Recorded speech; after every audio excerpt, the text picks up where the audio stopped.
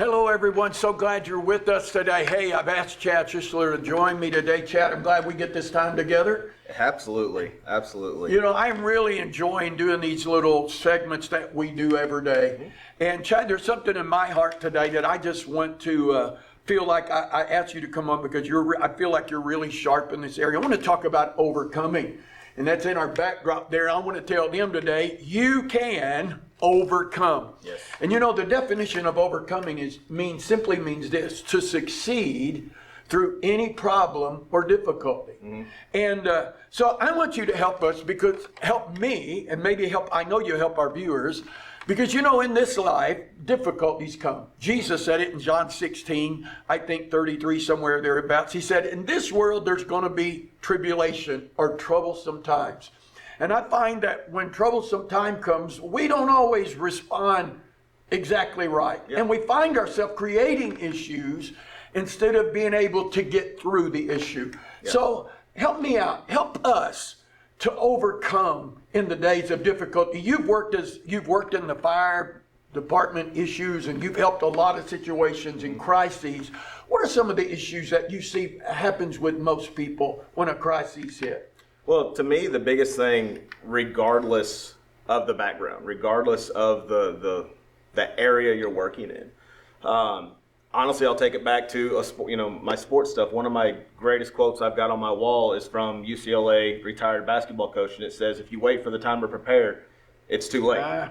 And I think the biggest thing is we walk in this life of, I'll prepare whenever I need to get there, I'll get ready for it. So for me, going back to a firefighter background or, whatever background you want to look in my history, the greatest thing we always said was, and we weren't fighting, but it was fight like you train like you fight. And the aspect of every step we take dictates how we're going to take the next step.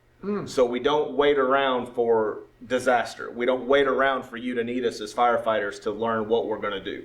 And so that was a constant, everything we did, we looked at an opportunity. And so I'll even take that a step farther to bring it into my movie analogies that I always bring into this. Whenever you first said this to me, right, I was thinking about it. I love the movie Avengers.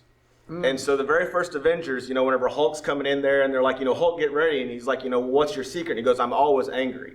And it's not a matter that he was always angry towards somebody, but he always walked in a state of preparedness to deal with himself. He didn't let his outside situations dictate his response.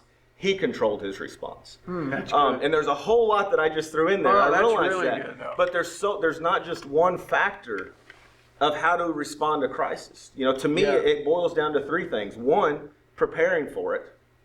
Two, controlling how you respond to it. But three, always walking in it and expecting it. We said at the beginning of all this, that wonderful phrase in the Bible that this too shall pass. Yeah. Well, that doesn't only apply to the negative things in our life. That applies to the positive things as well. Every season is going to pass. And so we have to walk with an expectation of, going back to what you were just saying yesterday, that expectation of, this is great, but I know something bad's going to, there's something going to be coming. Not necessarily that it's a bad, but look at it as a test. Look at it as an opportunity and ask the Father, God, what do you have for me in this season? That's good, Chad. It makes me think about, we're in a season change naturally. Yes. A lot of things are changing. The seasons literally are changing, but also we're in a season with kids going back to school and such as that.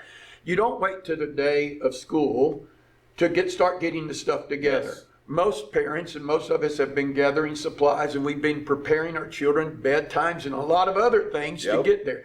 But we don't live in fear of that. I think that's a big thing. It's just knowing. One, it's knowing that in this world we're going to have some difficult things. I love what you said about controlling what's on the inside of us and not letting the outside control us. And I think that comes back to my spiritual walk with God. I'll make it very spiritual. You've been dealing very practically. But I'll bring it back, is being secure with who I am in the Lord. And knowing that God is with us through every season and through every situation.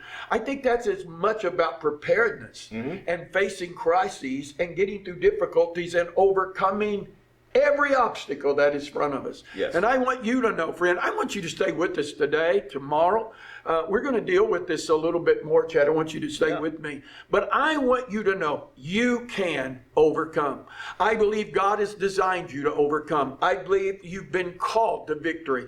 That's the will of God for your life. So, friend, whatever you're facing today, just know you can overcome.